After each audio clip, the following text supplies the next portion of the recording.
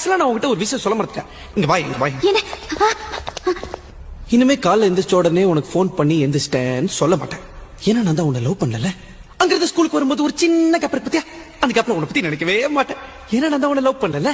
Teacher class நடத்தும் போது பாடத்தை மட்டும் தான் கவனிப்பேன். உன்னை பத்தி நினைக்கவே மாட்டேன்.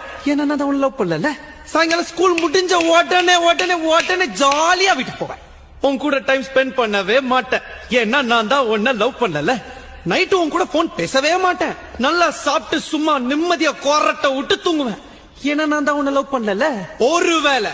ஒருவேளை என் கனவுல நீ வந்துட்டேன்னு வச்சுக்கோ, உடனே எந்திரிச்சிருவேன்.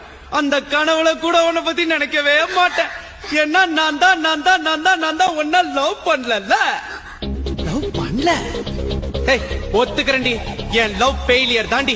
லவ் ஃபெயிலியர் ஆன எல்லா ஆம்பளையும் என்ன சொல்லுவான், இந்த லவ்வே இப்படித்தான், இந்த பொண்ணுங்களே இப்படித்தான் அப்படின்னு குறை சொல்லுவான். ஆனா நான் சொல்ல மாட்டேன். ஏன்னா நான் லவ் பண்ணதுல தப்பு பண்ணல, யார லவ் பண்றேங்கிறதுல தான் தப்பு பண்ணிட்டேன். நான் ஒரு பொண்ணை லவ் பண்ணிருக்கணும், ஆனா நான் ஒன்ன லவ் பண்ணிட்டேன்.